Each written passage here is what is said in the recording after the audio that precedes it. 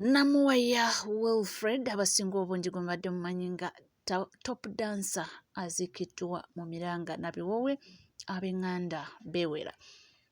Alien Skin agambibwa okuba nga ali emabega okuttibwa kw'omuvubuka oyo avuddemu omwasi. Biki byayogedde? Byonna byonna wanino ojja kuba nga obifuna.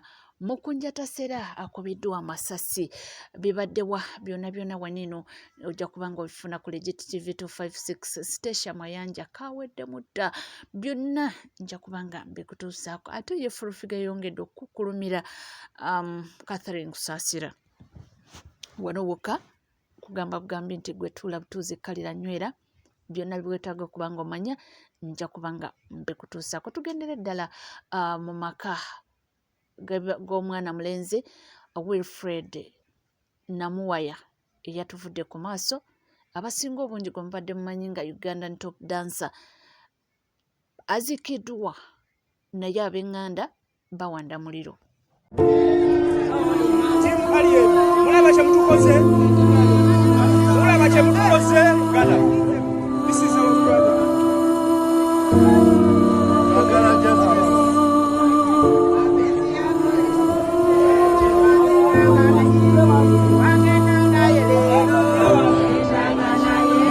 Aziikiddwa era bamaze okuziika ne beewera ne bagamba nti tebalabanga Alien Skin Embale era nti beeteefuteefu okumutuusaako obulabe. Jasala Mbale, Alien Skin toja Mbale. Nze mpade y'ennyondo 10 ezigenda akutemula bw'olinnya Mbale weka. Alien Skin oli mufu. Nomala erinnya Mbale nze washa mpade y'ennyondo 10 ezigenda okutemula. Bana nisinga mwesi mwinyuka mwena muche olunaku olwo tugenda ayita ku marediyo oyo omusajja yassa omwana waffe tugenda ateekawo ebirango ebyobwereere tutekewo ebirango Alien Skin atuuke Embale tumutte ogenda kufa walinnya wabi bano bampitawo mu masaaba tuli bamasaaba mwana tuli bamasaaba fe ababazaala tebakojja bamwe obadde tokimanyi tebakojja b'Abaganda tebatwawana ettaka wano bamasaba don't look back let's support ours wachana naawo era nasenga eri omumasaba otsiire e Buganda eyo ngaali ninsamba embi bamwiri naye ngaali ninsamba endayi arambire obeerawo omugisu ng'avudde wano omumasaba agenza okukolera Kampala nga naye alina obuttemu naye bamutte naye bw'abeera ng'ali mulungi mumuleke akole era naamukke kusabye papa wona wooli tewumulambu omusabire emirembe tambula nabo okuva n'eleero oteka omukwemu gwasinga kilden tesijja kwogera nga abakristaayo mbu yeesaamusono yesu yabaddewa namukingi batte naawe tambula nabo manya araba amasaba era abanembere wanyana nabi arabere washi uliokuka era kibona kiri umundu nga wafiriye alira kifabi era mumbuka iye kamasika buli mundu aliranga nakana so utawa mutaliya kumupini ngo rwalirire bubita iba kumutambo kwesa ali kuwulira so era indabanga sima buli mundu yesana uwitire bulangisi mushiposho wabanga abakoneshe saramo nandi wanyana nabi kulokubanga bakogeresa kubuusa esiringi mitwalo kiri 13 esiringi 10 nalanga mayi nega kama nimba amotawe umukhana oba munani yesesamwirire esiringi mayi uusala omufiiri rather umufu maole olire abarero omugenzi asobole itsobole orambire kunarama kwiloseranga abamalire hurusu uryo mayi ali wayi nabale muri muhotasi ya esiringi mayi uyo usala omugenzi muhotasi ya nasera aho nishimiyata uryo mayi sore ukume kale yesa hukumisa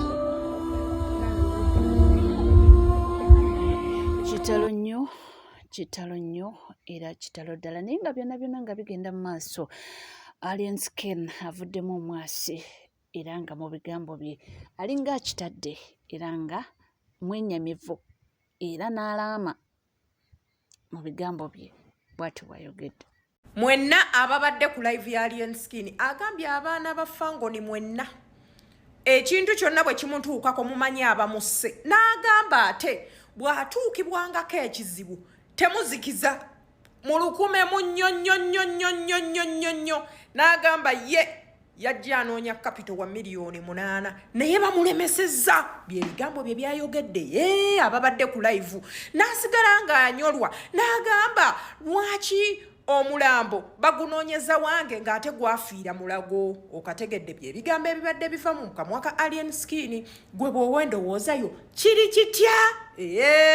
Abadde anyoleddwa talaze na feesi ye abannyonnyodde ekigenda mu maaso oluvannyuma lw'oli omwana Top Dancer okubeera badde mu audio. Kaakati kankuwe audio ya Namaddala ono gy'ayogerako ye asobodde kuginterpretinga bw'atyo.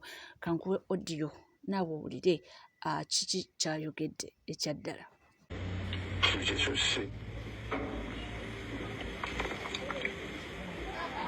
Kino kisusse era nyinza okubulamu mukubeera seefu. Ebyayo nentuukangako temunsaliranga kowe netuusizza nzeka sina nsonga laki mbanziza emisango. Mbanze we netuusizza sina nsonga lwaki ate mbeera kulimino nga ne bali abayomba nange bayomba olwakuba netuusizza wano. Family soja we munawooli tufunanga obudde omuzaire omusango yadde okutekamu emboozi yonna yonna. Abatutwagala bo we bali balina families bantu bali buti batwagala ko batatwagala balina bapatanazi naye gwe fetwaleta mazima mu industry mbeera live buli kaseera.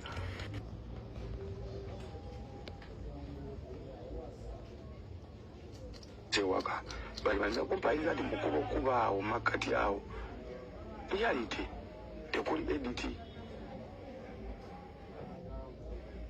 naye ekyo kyonna ekituukako muteeka nawe embeera. Ebyo tukuza obiwulidde ebigambo bye ebyo biva mu ye ng'akoze live naye era live eyo tagenze mu kamera nti obe kamera emulabe.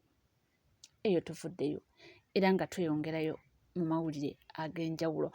Mawulire amawulire ge tufunye nti Mukunja Tasera akubiddwa. Jjukira Mukunja Tasera alina akayimba ka trendinga ke bayita Sure Win ng'ako yakayimbira ab'enkyukakyuka era kamulinyisizza ennyonyi n'atambulako naye simanyi ekibaddewo. Katugendeko eno onatunyonyole. Bakomuledi amawulire agakagwawo essaawa eno. Mukunja Atasera akubiddwa amasasi.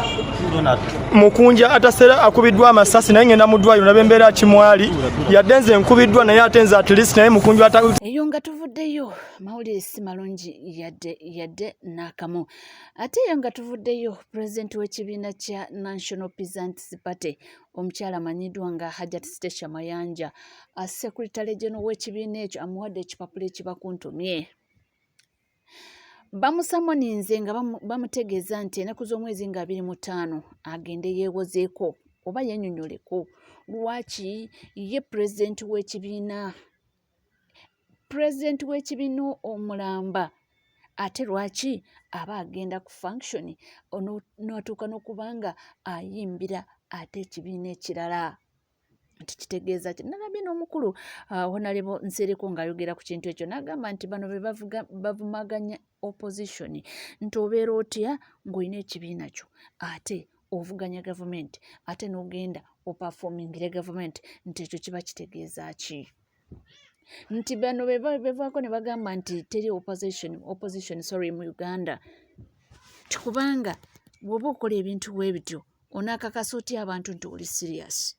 Ekyo kiba kitegeeza nti pata wagikola just kufunirako ssente. Tukojayininga iPod bakuwa ka ssente otambuze ebibyo naye nga toli serious yadde n'akamu. Tuvuddeyo tugendeko ku mwala gwa Hamu ne Elias Lukwago. Ate njogere ki kyekyo kyennyini bagamba nti ogwo gwe mwala gwa Hamu ne Elias Lukwago. Munnange kata abaana epiki bazeetiike ku migongo naye nga womanyi bano bakagezi munnyo bagambye musaaga tujayitawo.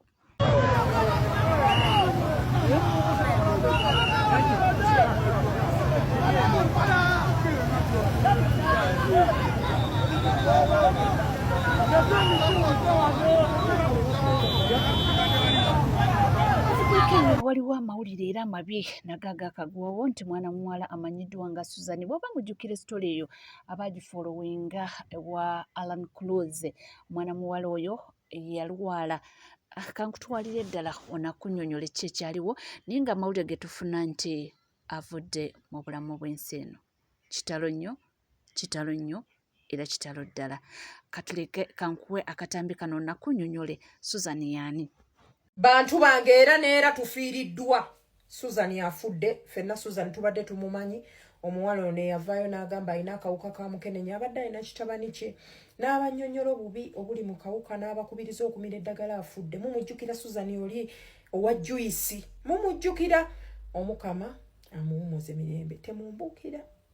Mbamanyi mugenda kutandika ate oyo muzungu oyo yatandika ebyo mbono omulambo simaabiki mundeke mbike kuba kyamawulire mwali gategedde mutya nenga mawulire ebyo bambi birungi si birungi nenga mawulire mabi nnyo. Tusabe nnyo Mukama Katonda amuwe ekiwumulo ekirungi.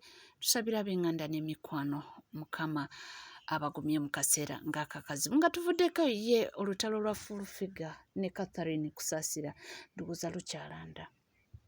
Full Figure ayogedde n'akaaba n'amaziga ng'alaga nti omutima gwe mumenyefu, ng'agamba nti alina ebyama by'abadde asirikidde ebbanga nti kaabyogere kubanga oli nti yamuyita, waliwo ekigambo kyagambye nti yamuyita nti obuyita otyo munna ekintu ekyo mutakukuliza abaana bo biibino nti wakakandemu mwe mutuveeko tulina obulumi mmwe maani temumanyi kyempitamu na mukazi oyo, temumanyi kyempiseemu, temumanyi kyempitamu, temumanyi byensirikidde, temumanyi kyempitamu na mukazi oyo, temumanyi kyempitamu na mukazi oyo. Bino byembagamba nte Katonda oyo omulamu genda ku Jenkins ne Bible mbikule Bible. Oyo mukazi namukwasa Katonda kyovola Katonda musasudde. Abaana b'omukazi oyo nze mbalabirira. Omukazi oyo alina abaana b'abakulu tabalaga bantu. Omwana we Kenny abadde asaanidde kata nga kasekadaama. Nze nkutte ssente zange omwana nze mulisa ne Amina. Mubuze oyo mukazi talina jjembe ly'ataagendako, talina ssabo ly'ataayingira, nagana okuyingira mu ssabo naye. Nasigala nga bwali ku kifugi njuka nayogera ku itiro nga mulowooza nti nsaka nabyogera nga bikonangako katono. Talina gwatatambulidde. Takomyawo ankutta ngambe tutegenge emmotoka za President Museveni. Mubuuziza Museveni tumutegako ki tumubanja ki tebatusasula tutege Museveni. Ya faking ebintu by'amasavu na faking ebintu by'ennyumba. Kisa kya Mukama talina kyatamanyi. Kisa kya Mukama ye yamutaasa ne ssente muzayi n'anyiga kisa kya Mukama era kisa kya Mukama tebamwa kintu neki. Eyo ripoti gyatambuza ya kisa kya Mukama n'emmotoka kisa kya Mukama javuga yagyegulira. Kisa kya Mukama bamusindika ku ground akole investigation entuufu. Naga nti kifa mukazi amubanja nga tegibanja n'eri ng'alimba. Ne bakwata ssente baziwa omukazi oyo n'azitwalira bana basajja b'e Bulaaya bakwana bye bakako. Buno bwana buto. Muzayi addamu asindika investigation endala ekakasa nti eriyo kiriyo. Muzayi anyigira kisa kya Mukama. Kisa kya Mukama mwogezi. Ababuulire. Mama Fina nkubira, Mama Fina bino ebintu abimanyi lwaki tondeka n'embyogera. Lwaki tondeka n'embyogera. Wanyi mama? Full Figure. Ndeka njogere. Ndeka njogere mama, tolina kyotamanyi. Ndeka njogere. Full Figure nkwegayiridde. Kanjogere oba nfa nfe. Mukwano nkwegayiridde. Muganda ngogera mwe bakako tone. Yajja kutulabako nfulumye bwedu ndete ebyokunywera ku kyayi mbasanga mulimu sex. Ediyo kyekisenge tusulaawo. N'obutebe bu Johnson obwavangamu emitto mwali mwe baseko bwange nze nabugula mu nnyumba yo. Mama Fina ndeka njogere. Mukazi yatta omwana wange. Oyo mukazi yatta omwana wange oluvannyuma nze olw'omukuliza abaana. Temumanyi nagenda nte Nabbi Samuel Kakande lwaki nalokoka. Mwena temukimanyi. Oyo mukazi yatta omwana wange ngali ne Abbe. Begatta abantu aba. Obadde okimanyi ekyo? Bino bitu papa Misa kyabimanyi. Keti promotion abimanyi. byenjogerako oyo mawa abimanyi ko tasobola kubyogerako nkimanyi tasobola byogera nze nga mmaze omukuliza abaana be mbajjeemu agamba abantu mbu yanja mu kyalo nga awusigalo yandeeta ddi yoso ya full figure bambi awandamulira ebigambo ebimuvaamu olabira ddala nga alina omutima ogwamenyeka era nga alabira ddala nti ebigambo Catherine Kusasira bye yayogera luli byamukosa nnyo naye n'obusungu obw'ekitalo n'agamba nange kankole ki kanjogere buli kimu ekindi ku mutima takomyawo n'ebirala bye bino noga abaana bagende basomere Bulaayi wankubidde ng'oŋŋamba abaana bagudde eddalu mbu basaba nnyo bayita Yesu bakuba ebisenge ne nkugamba abaana baleka bali desperate depression nega funa abantu noŋŋamba simanyi mbu distance nze simanyi na distance babeeramu eyo simanyi mayimba geeyo mbu simanyi distance mbu balwawo okulaba abantu simanyi biki ne nkugamba abaana funa abantu babateeka munagenza okola nga balina abaana bajjuli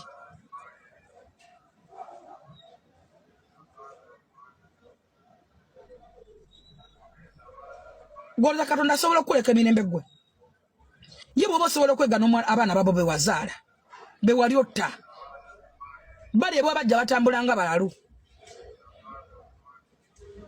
mbu bakugambe mbu oli muto mbu olina abaana bameka olaba omwana owuwo gwe wazaala omumma ekyokulya toyagala akusembere toyagala bamanyi nti olina abaana bakulu njogedde naawe ku baana bo gye mikwano gye mu nsi gisooka gye mikwano gye gisembayo be bayitula ku ntaanaayo abaana baleke bajje waka oganya oyita abaana ewaka toyagala omusajja ku musajja abamanyi nti olina abaana bakulu bawo takimanyi nti olina abaana bakulu oba kwesa ensi n'abantu babamanyi wegana oti omwana wo gw'ozaala omwana asira nekata ng'osobola okuwa obulenzi obukwebakako sente n'ogana okuwa omwana sente okudda wano sinze namuzza tosobola kugulya mwana wo saati kebeera essimu n'essimu gyakute Amina yagigula bino ebintu Nalongo Briders abimanyi bamusangawo omwana awo Grace Kamata abimanyi Simisa kyabimanyi Sara Kabenga abimanyi Mama Fina abimanyi lwaki mba nkuwaayiriza njagala ondeke kuba ne wendi fasiri umuna mirembe ne bwe nafa togenda kubeera kyendi ne bwe nafa togenda kubeera mukisa gwange ogwange Katonda yagumpa nakati ngenda wa Museveni mfuluma kati baninza wali kugenda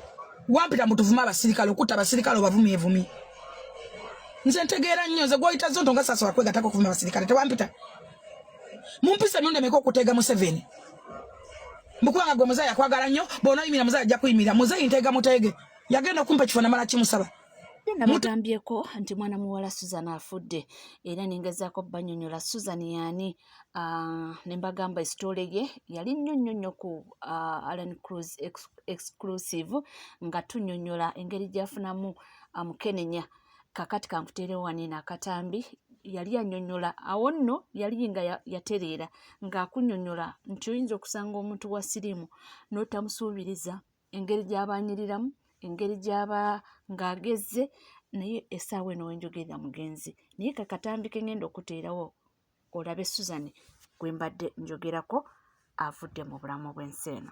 Muvubuka sooka ojje semberako wala eno okimanyi obadde okimanyi nti omuntu wamira eddagala lino ateekako kye bayita omubiri lino eddagala ligeza kano kababbirako lino eddagala ligeza linyiriza oli ne waaba abadde aweddeyo n'atandika eddagala lino n'alya bulungi omubiri guno tomanya nawa gye guvudde anyirira n'ateekako nnyashi n'alabika bulungi n'ogamba omuntu gwe badde omanyi ejjo n'abanga mulala olwaleero kino kyeggamba it's out of experience kati mbadde nteesa olabye otya ekintu ky'okkebeza amaaso nesooka ne tukyesonyiwamukko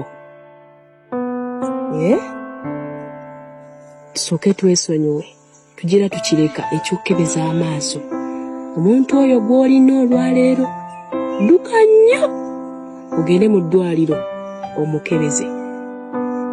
Kigenda kuyamba nnyo.